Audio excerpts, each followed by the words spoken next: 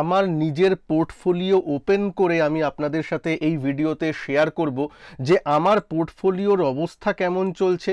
এই যে বাজারের পতনে আমি নিজে কি করছি সেটা কিন্তু আপনাদের শুধু থিওরির মাধ্যমে এই ভিডিওতে বলবো না, আমি কি করছি এবং কি করব সেটা আমি ব্রোকার টার্মিনালে ঢুকে আমি সব আপনাদের দেখাবো।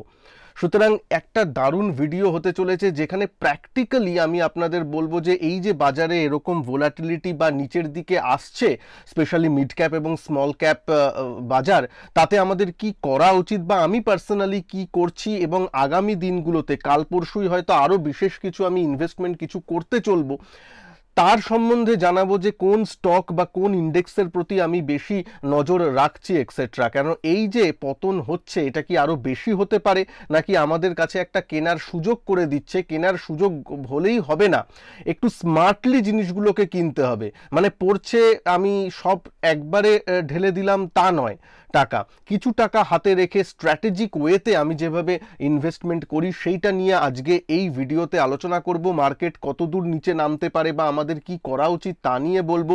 সুতরাং মন দিয়ে ভিডিওটাকে শেষ পর্যন্ত অবশ্যই দেখবেন। চলুন শুরু করি। ভিডিওকে নিশ্চয়ই ভালো লাগলে একটু লাইক শেয়ার অবশ্যই করবেন, কারণ একমাত্র এই ভিডিওতেই আমি আপনাদের সাথে কিন্তু লাইভ একদম আমার পোর্টফোলিও ওপেন করে দেখাতে চলেছি যে আমি এই কদিনে কি অর্ডার প্লেস করেছি, কি করেছি। ঠিক আছে, তো চলুন শুরু করি। এবং চ্যানেলে একটু সাবস্ক্রাইব করে রাখবেন। চ্যানেলে এতক্ষণ যারা সাবস্ক্রাইব এখনও করেননি এবং করে বেল আইকনটাকে প্রেস করে দেবেন যাতে আমি নতুন কোনো আপডেট দিলে তার নোটিফিকেশন আপনার কাছে চলে আসে। ঠিক আছে, প্রথমত নিফটি 50-র চার্ট আপনার কাছে আছে, ডেইলি চার্ট। এখানে একটা বিগ রেড ক্যান্ডেল তৈরি হয়েছে, কোনো ব্যাপার না। লার্জ ক্যাপ নিয়ে কিন্তু এখনও কোনো প্রবলেম দেখা দিচ্ছে না আজকের ডেটে। 13ই ফেব্রুয়ারি যখন 13ই মার্চ যখন এই ভিডিওটা তৈরি হচ্ছে তখন লার্জ ক্যাপ কিন্তু ঠিক আছে, মোটামুটি বাড়ছে কমছে, একটু নিচে তো নামবেই, সেটা নয়। মেন যে প্রবলেমটা হচ্ছে যার জন্য আমাদের পোর্টফোলিও সব থেকে বেশি রেড, সেগুলো এই সবের জন্য। দেখতে পাচ্ছেন এখানে স্টকগুলো দেখুন, যেগুলো ডার্লিং ছিল এই বুলরানের, যেগুলো ডার্লিং স্টক, মানে আরইসি, কোচিন শিপইয়ার্ড, কেফিনটেক, ইরকন, এনএইচপিসি, জিও ফিনান্স, সবাই কিন্তু আজকে প্রায় 10%, 9-10%-এর মতো মাইনাস, মানে 1-2% মাইনাস নয়। জিও ফিনান্স এতদিন যে ভালো চলছিল সেও কিন্তু আজকে 9%-এর মতো মাইনাস। ঠিক আছে, এই জন্য আর একটু নিচে আসি। আপনি যদি টাটা মোটরস দেখেন, এলএনটি দেখেন, এলএনটি 2.5%-এর মতো মাইনাস, হ্যালের মতো স্টক 5-6%-এর মতো মাইনাস। সুতরাং বুঝতে পারছেন লার্জ ক্যাপ বলুন, মিড ক্যাপ, স্মল ক্যাপ বলুন, কেউ রেয়াত পায়নি। কেন হচ্ছে? আপনারা যদি আমার এই ভিডিওটা দেখে থাকেন, এইখানে যদি মানে জাস্ট আমি দুদিন আগে আপনাদের সাথে এই উইকেন্ডে লাইভ এসেছিলাম, এই লাইভে কিন্তু আমি আপনাদের বলেছিলাম যে দুটো তিনটে কারণ বলেছিলাম। এক হচ্ছে ট্যাক্স হারভেস্টিংয়ের যে ব্যাপারটা হয়ে থাকে এই মার্চ মাসে, সেই ব্যাপারটা হচ্ছে, প্লাস আরও আমি মিড ক্যাপ স্মল ক্যাপের চার্ট ওপেন করে, মিড ক্যাপ স্মল ক্যাপ ইন্ডেক্সের চার্ট ওপেন করে বলেছিলাম এখন কিন্তু আর হায়ার হাই তৈরি করছে না, উপরে একটু ডিস্ট্রিবিউশন হওয়ার লক্ষণ দেখা দিচ্ছে, নজর রাখবেন, সাবধানে থাকবেন। অনেক কিছু ডিসকাস করেছি এই ভিডিওতে, প্লিজ একটু দেখে নেবেন যদি পারেন। এই লাইভ ক্লাসে একটু কিন্তু আলোচনা আমরা করেছি।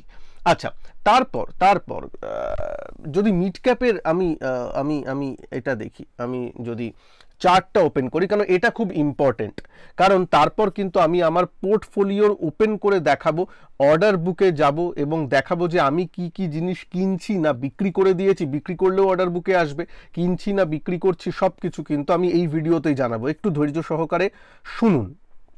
দেখুন মিড ক্যাপ ইন্ডেক্সে কি হয়েছে, উপরে যাচ্ছে, সুন্দরভাবে যাচ্ছিল, আগে কিন্তু একটা হায়ার হাই তৈরি করছিল, যে হাই তৈরি করলো, তারপর নিচে এলো, তারপর আবার কিন্তু হাই তৈরি করলো, এই হাইয়ের উপরে আবার নিচে এলো, এবার কিন্তু আর উপরে হায়ার হাই তৈরি করতে পারিনি। এই চার্ট প্যাটার্নটা আমি আপনাদেরকে বলেছিলাম, করে আবার একটু নিচে এলো, হায়ার হাই, এই হাইয়ের উপরে করতে পারিনি, এই হাই, আবার এই যে হাইটা সেটা এই হাইয়ের উপরে করতে পারিনি। বুঝতে পারছেন? তার মানে একটুখানি স্ট্রাকচারগতভাবে কিন্তু একটু পরিবর্তন হয়েছে, কি কারণে পরিবর্তন? দেখুন, ভোট তো একটা ব্যাপার আছেই, যতই বলুন একটা ভোটের একটা আগে একটু ওই প্রফিট বুকিং বা একটু সেফ খেলার ব্যাপার থাকে, কারণ বিগত 1-1.5 বছরে ইনভেস্টারদের অনেকের টাকা ডবল হয়ে গেছে, 80%, 90% হয়ে গেছে। তো একটু প্রফিট বুক করা বা এবং মার্চ মাসে একটু প্রফিট বুক করা, যেখানে ক্যাপিটাল গেইনের 1 লাখের বেনিফিট পাওয়া যাবে, সেই সব জিনিসগুলো ট্যাক্স হারভেস্টিং পারপাসে, সেগুলো তো অনেক কিছুই আছেই, সেগুলো আছে। প্লাস এর সাথে আরেকটা মনে রাখতে হবে, আপনারা যদি কিছুদিন আগে মনে করেন, এসবিআই কিন্তু অ্যামফি, যেটা মিউচুয়াল ফান্ড আমাদের সংস্থা, তাকে কিন্তু বলেছিল যে ফান্ড ম্যানেজারদের একটু সাবধান হতে, যে মিড ক্যাপ স্মল ক্যাপে কিন্তু অ্যালোকেশন প্রয়োজনের তুলনার থেকে অনেক বেশি পরিমাণে হয়ে গেছে। এটা কিন্তু আমার আপনার কথা নয়, সেবি বলছিল যে রিটেল পার্টিসিপেশন বা mutual fund participation mid cap small ক্যাপে কিন্তু প্রচুর হয়ে গেছে, সেদিকে একটু নজর দিতে। কেন নজর দিতে বলছে? এই সব দিনের জন্যই, কারণ যেদিন কেউ একটা বড় যদি রিডেমশন আসে এবং যদি মিউচুয়াল ফান্ডগুলো বিক্রি করতে যায়, ওই এত মিড ক্যাপ স্মল ক্যাপে লিকুইডেশনের এত অভাব যে একটা বড় ফান্ড যদি একজন দুজন বড় একটা সেল করতে যায়, তা সেই কিন্তু মার্কেটকে অনেকটা নিচে নেমে আসবে। আজকে আমি বলছি, এই যে মাইনাসগুলো দেখতে পাচ্ছেন, 10% মতো মাইনাস অনেক stock, mid cap small cap stock, সেগুলো কি আমি বা আপনি সেল করেছেন তার জন্য হয়েছে? একদমই নয়। সেগুলো হয়েছে ডোমেস্টিক আমার যে মিউচুয়াল ফান্ড, তাদের সেলিংটা হয়েছে নিশ্চয়ই। এফআইআই তো সেল করেছে, ঠিক আছে, সেটা আলাদা ব্যাপার, কিন্তু ডোমেস্টিক মিউচুয়াল ফান্ডরা বেশিরভাগ, আমরা যারা রিটেলার মিড ক্যাপ স্মল ক্যাপে ইনভেস্ট করে থাকি, সেইখান থেকে সেলিংটা কিন্তু এসেছে। না হলে রেলওয়ে স্টক 10% করে মাইনাস, মিড ক্যাপগুলো 10% করে মাইনাস, এরকম কিন্তু খুব সচরাচর হয় না। তবে তবে এইটা অনেকের ক্ষেত্রে নতুন লাগবে, যারা মার্কেটে 6 মাস বা 1 বছর, 6 মাস বা 12 মাস হয়েছে এসেছে, তাদের কাছে এই ব্যাপারটা হয়তো নতুন লাগবে, কি হলো এরকম হলো। কিন্তু যারা একটু পুরনো, তারা জানেন যে ভোটের আগে এরকম ভোলাটিলিটি কিন্তু খুব একটা অস্বাভাবিক ব্যাপার নয়। তাই জন্য কিছুদিন ধরে কিন্তু আমি আপনাদের বারবার বারণ করে এসেছিলাম যে ট্রেডিং আর ইনভেস্টিংয়ের মধ্যে একদম পার্থক্য রাখুন এবং কম পরিমাণ করে ট্রেড করুন, যতটা খেতে পারবেন ততটাই পজিশন সাইজ রাখুন, ঠিক আছে, তারপর স্টপ লস এলে হবে। এটা বারবার বলেছিলাম। তাহলে এখন কি করা উচিত আমাদের, তার উপর জোর দিই। প্রথম কথা, আমি ইনভেস্টমেন্ট নিয়ে আগে বলে নিই, তারপর ট্রেডিং নিয়ে বলবো। ইনভেস্টমেন্ট নিয়ে বলি, যাদের মিড ক্যাপে ইনভেস্টমেন্ট আছে, মিড ক্যাপ কিন্তু যদি ডেইলি চার্টে দেখেন, সেটা কিন্তু 100 ডে মুভিং অ্যাভারেজে, একদম আজকে 100 মুভিং অ্যাভারেজে কিন্তু এসেছে mid cap index. Small cap ইন্ডেক্সের অবস্থাটা আরও ভালো কেন বলছি? হ্যাঁ, ইনভেস্টমেন্টের ক্ষেত্রে তো ভালোই, ইনভেস্টমেন্টে তো যতটা নিচে আসা যায় ততটাই ভালো, তাই না? আমরা লং টার্মের জন্য যদি কাউর একটু ভিউ থাকে, দেখুন 200 মুভিং অ্যাভারেজ এইসব জায়গায় আছে, 100 মুভিং অ্যাভারেজ এইসব জায়গায় আছে, মোটামুটি একটু তার মাঝখানে এসে কিন্তু আজকে বন্ধ দিয়েছে আমাদের স্মল ক্যাপ 250 ইন্ডেক্স। আর একটু নিচে এলে একটু নিশ্চয়ই ভালো করে অ্যাড করার দিকে যাওয়া যাবে। আরএসআইতেও কিন্তু একদম ওভারবট রিজনে আগে ছিল, এখন কিন্তু মোটামুটি তার থেকে ভালো নিচের জায়গায় চলে এসেছে, যেখান থেকে হিস্টোরিক্যালিও অনেকবার বাউন্স দিয়েছে। তবে বাউন্সের আশা করলে হবে না, 1-2 দিন হয়তো এরকম পতনশীল অবস্থায় থাকতে পারে বা একটু কনসলিডেশন অবস্থায় থাকতে পারে, ঠিক আছে। আমাদের তো 1-2 দিনের জন্য যাদের মাইন্ডসেট আছে, তারা প্লিজ এখন বাজারে আসবেন না। আমি সেটা একটু পরে এই ভিডিওতেই ট্রেডিং নিয়ে বলবো একটু ডিটেলস। এখন ইনভেস্টমেন্ট নিয়ে কথা হচ্ছে। ইনভেস্টমেন্ট মানে এখন ইনভেস্ট করলাম যখন আমার নজরিয়া মিনিমাম 3 বছর, 5 বছর বা 7 বছর, সেই হলেই আমি কিন্তু এখন ইনভেস্ট করব, তাছাড়া নয়। আগে বলছি যে ফলিং নাইফকে ক্যাচ করতে যাবেন না, যাদের শুধুমাত্র 1-2 দিনের নজরিয়া, 1-2 দিন বা 1 সপ্তাহের নজরিয়া নিয়ে আসলে হবে না। ইনভেস্টমেন্ট আর ট্রেডিংয়ের মধ্যে পার্থক্য আছে, বলবো ট্রেডিং নিয়ে বলবো, ইনভেস্টমেন্ট নিয়ে বলে নিই। তাহলে মিড ক্যাপটাও খুব সুন্দর জায়গায় আছে, তাহলে আমি কি করছি সেটা একটু দেখি। আমি কি করছি, আমি তার জন্যে এখানে এলাম, একটু আমার কয়েন জানেন যেটা একটা মিউচুয়াল ফান্ড এখানে করা হয়, তার একটাই আমি রিফ্রেশও করে দিলাম আপনাদের জন্যে। তো সেখানে আপনি যদি দেখেন, এই কদিন বাজার যখন পড়ছিল আমি কি করছিলাম, আমি কিন্তু আপনাদের বলছিলাম বারবার যে ইনভেস্টমেন্টের দিকে মনটা রাখুন, ইনভেস্টমেন্টের ঠিক আছে, কিন্তু ট্রেডিংটা একটু হালকা করুন, কিন্তু ইনভেস্টমেন্টটা এই পতনশীল বাজারে কালেকশন করাটা ভালো, এটা বারবার বলছিলাম। আর একমাত্র এই চ্যানেলেই এরকম হয়, যেখানে আমি শুধুমাত্র থিওরি বলে চলে যাই না, যেটা আমি আপনাদের বলি আমি নিজেও সেটা কিন্তু করি। আমিও দেখুন এখানে কিন্তু ইনভেস্টমেন্টগুলো করা হয়েছে। ফান্ডের উপর যাবেন না, ফান্ডের উপর মানে আমি যা ফান্ড নিচ্ছি আপনাকেও তা নিতে হবে তা নয়, আমি মোমেন্টাম ইনভেস্টার, তাই জন্য দেখুন মিড ক্যাপ, এইটা আপনারা জানেন মিড ক্যাপ মোমেন্টাম ইন্ডেক্স ফান্ডে আমার ইনভেস্টমেন্ট আছে, মোমেন্টাম ফান্ডে ইনভেস্ট আছে, মানে মিউচুয়াল ফান্ডে আমার কিন্তু ইনভেস্টমেন্ট চলছে, মানে এবং আমি আরও মানে অ্যাড করেছি। আপনি যদি দেখেন মানে মিউচুয়াল ফান্ডে ইনভেস্টমেন্টটা আমি করছি। 6ই মার্চ আমি কিছু টাকা ঢেলেছি, 7ই মার্চ ঢেলেছি, 11ই মার্চ ঢেলেছি, এবং আগামীকাল বা তার পরের দিন মানে এই সপ্তাহের মধ্যেও আমি কিন্তু প্ল্যান করছি যে আরেকটু টাকা আমি এই মিড ক্যাপ স্মল ক্যাপ জাতীয় যে মিউচুয়াল ফান্ড আছে তাতে কিন্তু ইনভেস্ট করার। ইনভেস্ট, বারবার বলছি ইনভেস্ট। এবার অনেকের প্রশ্ন হবে, দাদা স্টকগুলোতে কি করব, যেমন টাটা মোটরস, এলএনটি বা হ্যাল, এগুলো তো ভালো স্টক, এগুলো একটু কম দামে এসেছে, এখন কি করা যাবে? সেটা এই ভিডিওতেই একটু পরে বলছি, যেখানে ট্রেডিংয়ের ব্যাপারটা নিয়ে আমি বলবো। ওয়েট করুন, একটু ওয়েট করুন।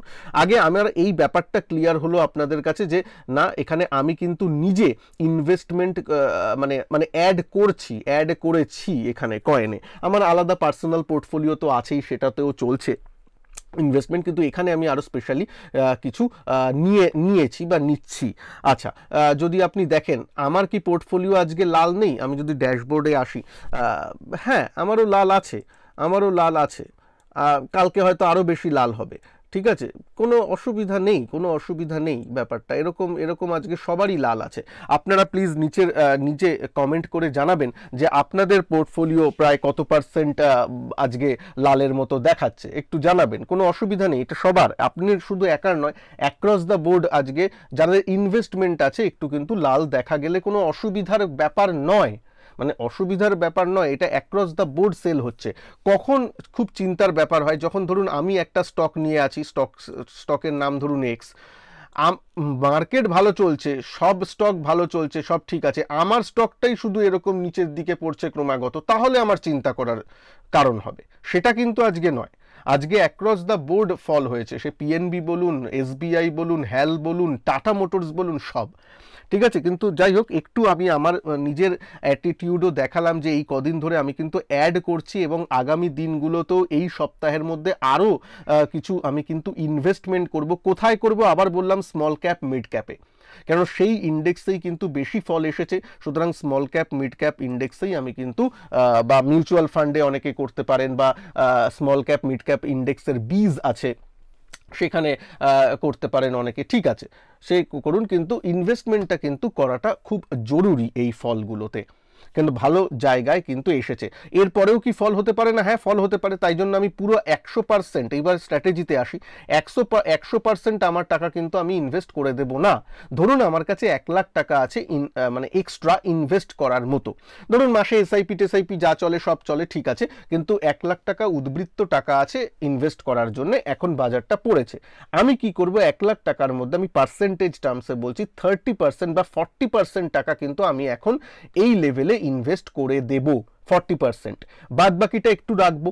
যদি আবার এই 200 মুভিং অ্যাভারেজে ইন্ডেক্সটা আসে, বা স্মল ক্যাপও দেখালাম যে আরও যদি নিচে একটু আসে, তখন আমি আরেকটু ইনভেস্ট করব, বোঝা গেল?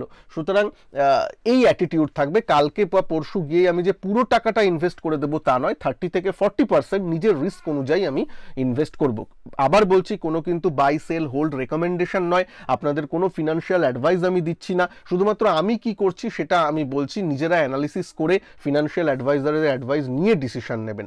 তবে একমাত্র বলছি, এখন ইনভেস্টমেন্ট আর ট্রেডিং এই দুটোর মধ্যে পার্থক্য করতে শিখুন, ঠিক আছে? চলুন এবার একটু ট্রেডিং নিয়ে কথা বলি। ইনভেস্টমেন্টের ব্যাপারটা বোঝা গেল, আমার মানে জিনিস ওপেন করে আমি আপনাদেরকে বললাম।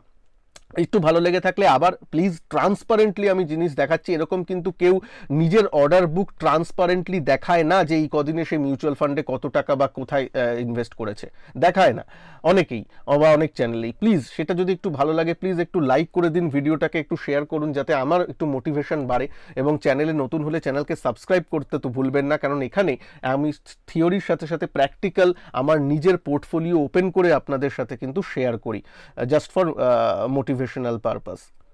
চলুন এবার ট্রেডিং নিয়ে বলি। ট্রেডিং নিয়ে বলতে হলে চলুন একটা স্টকেরই উদাহরণ নিয়ে বলি, যেমন ধরুন আজকে যেমন অনেকের প্রশ্ন আসবে হ্যাল নিয়ে, 6-7% মতো নেগেটিভে গেল, 6-7% মতো নেগেটিভে গেল।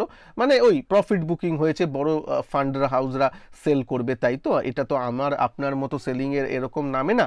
বা এলএনটিও দেখতে পারেন, এলএনটিও 2% মতো নেমেছে, টাটা মোটরস নেমেছে। সুতরাং যে স্টকগুলোতে আমরা এই কদিন নেবার প্ল্যান ছিল, মানে বাই করার জন্য বারবার দেখতাম কিন্তু নিচে আসতোই না, এখন সেগুলো নিচে এসে গেছে। তাই আজকে অনেক প্রশ্ন আসছে, দাদা এখন কি নেওয়া যায়, এখন কি নেওয়া যায়?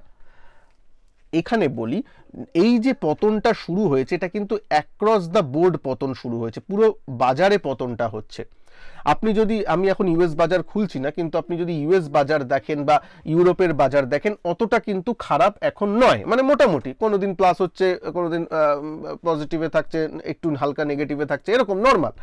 এরকম অ্যাক্রস দ্য বোর্ড যে 6%, 10% করে এক একটা শেয়ার নিচে গেছে তা কিন্তু নয়। মানে বাইরের বাজারে কোনো প্যানিকের ব্যাপারে হয়নি, এটা শুধুমাত্র আমাদের ডোমেস্টিক যে ব্যাপারগুলো বললাম তার জন্য হয়েছে একটু প্রফিট বুকিং।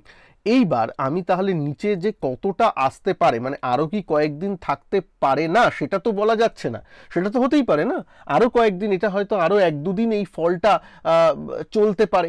সুতরাং তাই জন্য আজকের ফলেই পুরো টাকাটা ইনভেস্টমেন্ট বা ওই শর্ট টার্ম বা মিডিয়াম টার্ম, মানে শর্ট টার্ম ট্রেডিং পারপাসে লাগিয়ে দেওয়াটা বুদ্ধিমানের কাজ হবে না। তাহলে কি আমি এই হ্যাল বা এলএনটি এগুলোতে মানে ট্রেডিং করতে বারণ করছি? না, বারণ করছি না। শুনুন, একটু স্ট্র্যাটেজি করে, একটু বুদ্ধি লাগিয়ে, একটু কমন সেন্স অ্যাপ্লাই করে আমাদের এখন কাজ করতে হবে। প্রথম কথা, এখন যদি নেওয়ার প্ল্যান করা হয়, ধরুন কাল পরশু কেউ নেওয়ার প্ল্যান করলেন, তাহলে তাকে এমনই কোয়ান্টিটিতে একটু দেখতে হবে। প্রথম কথা, সে যদি ভাবে যে 100 কোয়ান্টিটিটা তার নর্মাল কোয়ান্টিটি, তাকে প্রথমেই সেটাকে 50 করে দিতে হবে, মানে পুরো 50%-এ নামিয়ে আনতে হবে। ঠিক আছে? 50%-এ নামিয়ে আনার পরও কাল পরশু যদি ফল হয়, তার থেকে প্রথমে সে 25টা শেয়ার নিয়ে দেখবে। আমি উদাহরণ দিয়ে বলছি, এটা 25টা শেয়ার সে প্রথমে নেবে এবং সে দেখবে যে হ্যাঁ 25টা শেয়ার নেওয়ার পর সে কমফোর্টেবল আছে কিনা।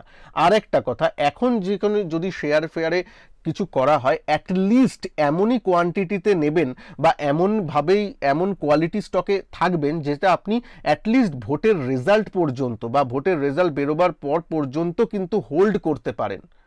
কারণ ভোট পর্যন্ত কিন্তু এরকম ভোলাটিলিটি মাঝে মাঝেই আসতে পারে বা বাজার স্ট্যাগন্যান্ট হয়ে থাকতে পারে। সুতরাং তাই জন্য বলছি, মানে আজকে নিলাম আর জাস্ট 2 দিনের নজরিয়া আছে বা 1 সপ্তাহের মধ্যে আমার টাকাটা লাগবে, কিন্তু 1 সপ্তাহের জন্য আমার টাকা আছে, 1 সপ্তাহের জন্য কোথায় একটু লাগানো যায়, একটু জাস্ট ট্রেডিংয়ের জন্য, সেরকম হট মানি, সুপার হট মানি নিয়ে আসবেন না। জাস্ট 1 উইকের টাকা দিয়ে এখন ট্রেড করবেন না, তার থেকে বরং কিছু ইন্ট্রাডে করলেন, সেটা আলাদা ব্যাপার, সেটা তো নিজের স্কিলের উপর নির্ভর করে ইন্ট্রাডে। আমি জাস্ট সুইং ট্রেডিং বা এমনি কিছু শর্ট টার্ম ট্রেডিংয়ের জন্য বলছি। শর্ট টার্ম মানে এখন মিনিমাম 2 মাস 3 মাসের জন্য হতে হবে, কারণ বলছি ওই ভোট পর্যন্ত। সেটা ছাড়া, কারণ ভোটের আগে পর্যন্ত এই মার্চ মাসটা এরকম ভোলাটিলিটি ব্যাপারগুলো থাকতে পারে, কোনো অসুবিধা নেই। তবে স্টকগুলো খারাপ নয় এখনও আমি বলছি। হ্যাল বলুন, আপনার এলএনটি বলুন, আপনার এমনি এসবিআই বলুন, টাটা মোটরস বলুন, আমি যে 4টে স্টকের নাম বললাম, এই 4টে স্টকের উপর আমার নিজের কিন্তু খুব মানে শেন দৃষ্টি বলে না, খুব শেন দৃষ্টিতে আমি নজর রেখেছি এবং আমি এর মধ্যে কিন্তু কিছুতে নিজে অল্প করে পজিশন নিতে পারি। আবার বলছি, আমি নিজে পজিশন নিতে পারি, কিন্তু ওই তার ব্যাপার থাকবে কয়েক মাসের জন্য, অ্যাটলিস্ট 2-3 মাস এর জন্য যদি পজিশন রাখতে পারা যায়, অত কম করেই পজিশন নেওয়ার থাকলেই নেবেন, না হলে নয়। আর একটা কথা বলছি, আজকের দিনের আগে আরেকটা আমরা ভুল করি। আজকের দিনের আগে এটা তো নিচে পড়ছে, আপনি জেনে নিলেন যে কয়েক মাসের জন্য প্ল্যান করে, ঠিক আছে। ধরুন এই ফেজে কেউ নিচ্ছেন, কেউ ধরুন নর্মাল সে স্টক নিচ্ছে, তার একটা স্টপ লস রাখছে। আজকে যদি কারোর স্টপ লস হিট হয়, অনেকে দেখছি স্টপ লসটা হিট করাচ্ছে না, না দাদা আমি স্টপ লস হিট করালাম না। এটার মানে কি? তাহলে স্টপ লসটা রাখলেন কেন? তাহলে স্টপ লসটা আপনি রাখলেন কেন? তাহলে স্টপ লসের মানেটাই কি হলো? যদি আমি স্টপ লসটা এলে আমি ট্রিগারটা পুল না করি, মানে ট্রিগার পুল মানে আমি সেল করে না বেরিয়ে যাই, তাহলে স্টপ লসটা আমি রাখলাম কেন? মানে তাহলে স্টপ লসের মানেটা কি হলো? দেখুন, যখন ট্রেডিং করতে আসছে আমি জানি লস বুক করতে খুব খারাপ লাগে, লস বুক করতে না খুব খারাপ লাগে ট্রেডিংয়ের, একদম শর্ট টার্ম যাদের ট্রেডিংয়ে আছে। লস বুক করতে খারাপ লাগে, কিন্তু লসটাও তো ট্রেডিংয়ের একটা অঙ্গ। আজকে যদি মানে আমি লস বুক করতে না জানি বা না পারি, এটাও শেখার একটা অঙ্গ। আপনারা বলেন না অনেকে, দাদা আমি সুইং ট্রেডিং শিখতে চাই, আমি ট্রেডিং শিখতে চাই, আমি অপশন ট্রেডিং শিখতে চাই। শেখার একটা প্রধান অঙ্গ হলো লস বুক করাটা। লাভ বুক করাটায় এমন কিছু আহামরি ব্যাপার নেই, লস বুক করাটাও একটা মানে শেখার মধ্যেই পড়ে। যারা লস বুক করতে পারছেন না তার মানে তারা শিখতে চাইছেন না। এই যে শিখতে চাইছেন না, এতেই কি হবে, আজকে হয়তো, আর যারা লস বুক করতে পারছেন তাদের কি হবে, আজকে হয়তো তাদের খারাপ লাগছে, হ্যাঁ লস বুক করলাম খারাপ হলো, কিন্তু তার যে 5-10 বছরের যে লাইফ পড়ে আছে ট্রেডার লাইফে, সেটাতে কিন্তু তারা আজকের এই যে লস তার থেকে অনেক বেশি, অনেক গুণ বেশি টাকা তারা তৈরি করে নেবে, তারা লাভ পেয়ে যাবে। কারণ তারা অভ্যেসটা খারাপ করছে না, তারা ওই ব্যাড হ্যাবিটটা করছে না যে স্টপ লস আমরা রেখেছি কিন্তু স্টপ লস হিট হলে মানে এলে আমি বেরোবো না, এটা কোনো কারণ হলো না। ঠিক আছে, স্টপ লস হলে বেরিয়ে যেতে হবে, আবার তারপর নিচে এলে আবার কোয়ান্টিটিতে ঠিকঠাক বাজারটা বুঝে আবার নয় পজিশন নেওয়া যায়, কোনো তো অসুবিধা নেই। ঠিক আছে, এটা কিন্তু মাথায় রাখতে হবে। দেখুন আজকে যে যদি কেউ, ধরুন আমি নিজের কথাই বলি, এলআইসিতে আমার পজিশন ছিল, আমি আপনাদের সামনেও বলেছিলাম মনে হয় যে 1000-এর নিচে আমি কিন্তু বেরিয়ে যাব বলেছিলাম, 1000 টাকার নিচে, 1000 টাকার নিচেও ছিল, আমি বেরিয়ে গেছি। আজকে দেখুন সেটা 900 টাকায় চলে এসেছে, তাহলে আমি অ্যাটলিস্ট 80 টাকা তো নিজেকে বাঁচাতে পেরেছি। স্টপ লস, এবার এলআইসি কি খারাপ স্টক? একদমই নয়, এলআইসি যথেষ্ট ভালো স্টক, আমি ট্রেডিং পারপাসে নিয়েছিলাম, স্টপ লস হিট হয়েছে, আমি বেরিয়ে গেছি, অ্যাজ সিম্পল অ্যাজ দ্যাট। তাতে লস হয়েছে, তাতে কি আমি ভেঙে পড়বো বা আমার খারাপ লাগবে? না। কারণ এটা কি আজকে শুধুমাত্র একজনের লস হলো তা তো নয়, আজকে অ্যাক্রস দ্য বোর্ড সবারই লস দেখাবে, কিন্তু তার মধ্যে থেকেও নিয়ম মেনে, মানে রুল মেনে আপনাদের চলতে হবে যারা ট্রেডিংয়ে আছেন। আর ইনভেস্টমেন্ট সম্পূর্ণ আলাদা, যদি ডিভাইড না করতে পারেন আমি বলবো দুটো আলাদা অ্যাকাউন্ট করুন, যেখানে একটাতে ট্রেডিংয়ের জন্য করছেন, আরেকটাতে ইনভেস্টমেন্ট করুন, যাতে গুলিয়ে না যায় ব্যাপারগুলো। ট্রেডিং আর ইনভেস্টমেন্ট কিন্তু গুলাবেন না। ঠিক আছে, আমি নিজে আপনাকে আমার মিউচুয়াল ফান্ড পোর্টফোলিও এখানে দেখিয়ে আপনাদের বললাম যে ইনভেস্টমেন্টে আমার একরকম অ্যাপ্রোচ, আর ট্রেডিংয়ে কিন্তু আমার অন্য ধরনের অ্যাপ্রোচ। ট্রেডিংয়ে স্টপ লস আসবে, বেরিয়ে যাব, আবার যখন নিচে আসছে, যেমন ফ্যালগুলো নিচে আসছে, এলএনটি নিচে আসছে, তখন আমি সুযোগ খুঁজবো, টাটা মোটরস নিচে আসছে, তখন আমি সুযোগ খুঁজবো কখন এন্ট্রি করা যায়, সেই অনুযায়ী একটা প্রপার স্টপ লস রেখে করব, আবার এন্ট্রি নিলাম, ধরুন এন্ট্রি নিলাম, তারপর ধরুন আরও টাটা মোটরস নিচে নেমে গেল, তখন স্টপ লস হিট হয়ে যাবে, বা আমি নিলাম, তারপরে আরো নিচে নেমে এলো, যেটা আমি সহ্য করতে হয়তো পারছি না, একটা সময় তো কাটতে হবে, তখন আমি বেরিয়ে যেতে হবে, কি করা যাবে? তো এই নিয়মটা মেনে ট্রেডিং এর সময় একরকম নিয়ম হবে, আর ইনভেস্টিং এর সময় কিন্তু আপনাদের অন্যরকম অ্যাটিটিউড। কারণ ইনভেস্টমেন্ট আপনার 3 বছর 5 বছর 6 বছরের জন্য করছেন, একটু লং টার্মে করছেন।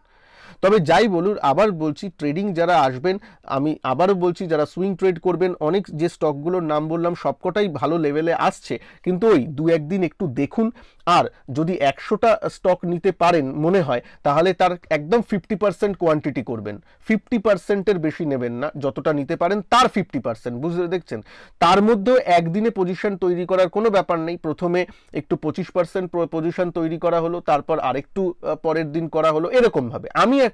আমি কোনো ফিনান্সিয়াল অ্যাডভাইস দিচ্ছি না, আমি অ্যাটলিস্ট নিজেকে এইভাবে ভেঙে ভেঙে পজিশন কিন্তু নেব, মানে যাকে বলে পার্ট বাই পার্ট। ঠিক আছে, পার্ট বাই পার্ট আমি কিন্তু পজিশনটা নেওয়ার চেষ্টা করব, তাও 1-2 দিন একটু দেখি, কালকেও দেখব, এই দেখব, তারপর। তবে বাজারে এখন যদি একটু নাটশেলে বলি, বাজার এরকম হচ্ছে, এটা কিন্তু কোনো আজীব ব্যাপার নয়। মিড ক্যাপ ইন্ডেক্স আমাদের অনেক দিন আগে থেকেই এই কথাটা বলছিল যে আমি দেখো একটু পড়লেও পড়তে পারি, এবার দুদিকেই ব্যাপারটা হতে পারতো। ঠিক আছে, আজকে এখন নিচের দিকে এসেছে, ইটস ওকে, ফাইন, কিন্তু তার জন্য কিন্তু একটা সুযোগও তৈরি করে দিচ্ছে। এই যে ও নিচে এসেছে, এটা কিন্তু একটা সুযোগও তৈরি করে দিচ্ছে।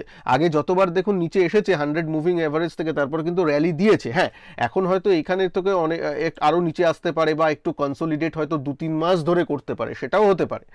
তাই জন্য বলছি যাদের লং টার্ম, তাই জন্য আমি যে এখানে ইনভেস্টমেন্টটা করেছি, যেটা আমি কয়েনের এখানে দেখালাম, সেটা তো আমি যদি 2-3 মাস একই জায়গায় দাঁড়িয়ে থাকি কোনো অসুবিধা নেই, নিচে এলে আরও আমি অ্যাড করব, আর 2-3 মাস দাঁড়িয়ে থাকলেও কোনো অসুবিধা নেই, আমার তো এসআইপি চলবে, বা আমি অ্যাডও করতে পারি। তা এরকম ব্যাপারগুলো কিন্তু থাকলে, যেহেতু আমার নাজারিয়া হচ্ছে 5 বছরের মিনিমাম, সেই দিক থেকে ঠিক আছে। তো নিজেকে এইভাবে প্রস্তুত করুন যে আপনার কি করতে চান। বাজার এমনিতে খুব একটা ভয় পাওয়ার মতো বা প্যানিক হওয়ার কিছু নেই। ইন্ডিয়ার গ্রোথ স্টোরিটা যে শেষ হয়ে গেছে বলে আজকের সেলিংয়ে আমার মনে হয় না, সব ঠিকঠাক আছে। ভোটের জন্যে, ট্যাক্স হারভেস্টিংয়ের জন্য এইসব জিনিসগুলো হয়। একটু মনের জোর রাখুন, আর আশা করি আমি যেটা বললাম আপনাদের নিজের পোর্টফোলিও দেখিয়ে, তাতে অ্যাটলিস্ট একটু মনোবলটা বাড়লো আশা করি। তবে ট্রেডিং আর ইনভেস্টমেন্টকে আলাদা করুন, আলাদাভাবে ভাবতে শিখুন, নিয়ম মেনে চলুন। আশা করি এই বাজে যে সময় চলছে মার্কেটের কয়েকদিনে, সেটাও কেটে যাবে, কারণ ভালো সময়ও মার্কেট দেখিয়েছে, আবার এরকম সময়ও বাজারে আসে। তাই বলছি, যারা নতুন তারা শেখার চেষ্টা করো যে বাজারে সবসময় রোজি ব্যাপার হয় না, একটু খারাপ সময়ও চলে, সেই সময় একটু শক্ত হাতে সামাল দিতে হয়। ঠিক আছে। আর আপনাদের স্ক্রিনে এই আমার লাইভ ক্লাসের এই যে ভিডিওটা চলে আসবে, প্লিজ রিকোয়েস্ট করব হাত জোর করে একবার দেখে নেবেন। ভালো থাকবেন সবাই। ভিডিওকে ভালো লাগলে লাইক করে দিন। নমস্কার, জয় হিন্দ, বন্দে মাতরম।